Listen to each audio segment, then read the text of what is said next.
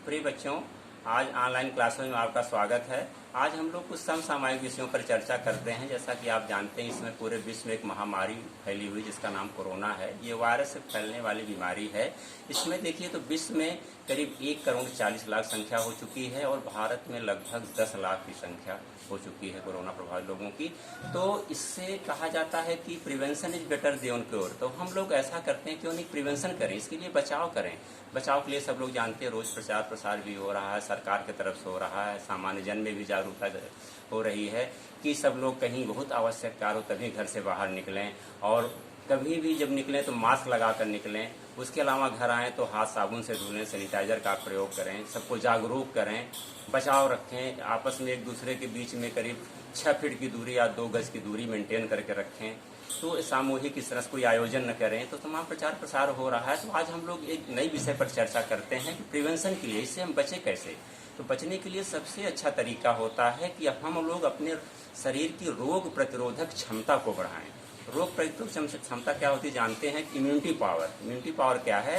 यानी अपने शरीर के अंदर हम ऐसी क्षमता पैदा कर लें जिससे हमारे अंदर बीमारी का प्रभाव न हो। अब वो तो बहुत ही नॉमिनल मात्र का हो, बहुत अंश मात्र का हो, यानी वायरस हमारे ऊपर अटैक नहीं कर पाएगा। तो उसके लिए क्या करते हैं कि सबसे पहले हम लोग अपने खान पान पर ध्यान करेंगे और रहन सहन पर। हमारा खान पान कैसा होगा? हम ऐसी चीज़ खाएं जिससे हमारी इम्यूनिटी पावर बढ़ जाए, प्रतिरोधक क्षमता बढ़ जाए। तो खाने के लिए आजकल देखिए हम लोग इम्यूनिटी पावर बढ़ाने के लिए 2 तरीके हैं। कुछ हमारी जड़ी बूटियां हैं जो आसानी से उपलब्ध भी हैं। उसमें सबसे जो ज़्यादा प्रचलित है, सामान्य रूप से उपलब्ध भी है, हर जगह आप देखिए गाँव में उपलब्ध है, तो गिलोय। गिलोय को जिसको हम लोग गुरुच के नाम से भी जानते हैं। तो गिलोय का खूब प्रचार प्रसार पहले आप लोग जान चुके हैं। डेंगू में खूब लोग गिलोय पीते थे, बुखार समाप्त करने के लिए पीते थे। तो गिलोय इम्यूनिटी पावर बढ़ाने के लिए सबसे कारगर दवा मानी जा रही है। इसको हम लोग अमृता के नाम से, हमारे संस्कृतियों में इसको अमृता के नाम से भी जाना जाता है। तो गिलोय का प्रयोग कैसे करते हैं? तो सबसे साधारण तरीके में बताता हूँ कि इसको आप करीब 5-6 इंच के टुकड़े को काट करके छोटे छोटे टुकड़ों में कर लीजिए, और उसको छोटे छोटे टुकड़ों करने के बाद इसमें थोड़ा सा अदरक, थोड़ी इलायची, थोड़ी काली मिर्च और 5-6 तुलसी के पत्ते मिला करके उसको मिक्सी में या तो सिलबट्टे पर उसको पीस करके बारीक कर लें। पीसने के बाद चाहे तो उसको छान करके उसको आप डायरेक्ट इस्तेमाल कर सकते हैं, या उसको हम काढ़ा बना करके भी इस्तेमाल करते हैं। डायरेक्ट इस्तेमाल करें तो सबसे बेस्ट होता है कि आपके पूरे पूरे न्यूट्रिएंट जो होंगे, उसमें जो तत्व उपलब्ध होंगे वो सब आपको मिल जाएंगे। लेकिन उबालने से कुछ तत्व नष्ट भी हो जाते हैं, वोलेटाइल हो जाते हैं। तो उबालने के लिए क्या है कि उसको हम करीब 1 लीटर पानी उबालेंगे और उसमें थोड़ा सा गुड़ या चीनी भी मिला सकते हैं टेस्ट के लिए, और जब आधा पानी रह जाए तब हम उसको इस्तेमाल करेंगे। तो इसको पीने से हमारे शरीर के अंदर इम्यूनिटी पावर बहुत भयंकर रूप से मजबूत हो जाती है। तो कोरोना जैसी बीमारियां भी हमारे शरीर के ऊपर ज़्यादा प्रभाव नहीं डाल सकती हैं। तो हम अपने आप को अंदर से स्ट्रांग करेंगे। उसके अलावा कुछ चीज़ें जैसे हमारे खट्टे फल होते हैं, सबसे बढ़िया तो आंवला होता है, लेकिन इसमें उपलब्ध नहीं है। चाहे तो आप मुरब्बा लेकर खा भी सकते हैं, नहीं तो आपका संतरा भी नहीं समय आ रहा तो इस समय उपलब्धता नींबू की है। देखिए चारों तरफ नींबू बिक रहा, सस्ता भी है।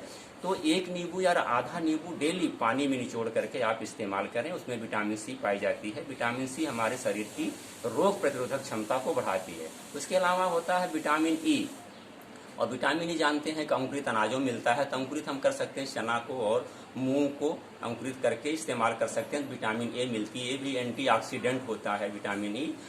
इससे भी हम अपनी प्रतिरोधक क्षमता बढ़ा सकते हैं। इसके अलावा एक होता है कि विटामिन ए भी एंटीऑक्सीडेंट का काम करता है। यानी हमारे शरीर के अंदर एंटीऑक्सीडेंट, पहले समझ लेते हैं क्या होता है। एंटीऑक्सीडेंट वह पदार्थ होता है जो हमारे शरीर के अंदर विषैले पदार्थ बनते हैं उसको बाहर निकालने का कार्य करता है, उसको न्यूट्रलाइज करता है, उदासीन करने का कार्य करता है। तो वो होता है हमारा antioxidant. Vitamin A, vitamin C, vitamin E, ये मुख्य रूप से एंटीऑक्सीडेंट काम करते हैं। तो विटामिन ए जानते हैं कि सबसे बड़ा स्रोत क्या विटामिन ए का है? इस समय देखिए फलों का राजा आम आ रहा है, वो सबसे richest source of the vitamin A.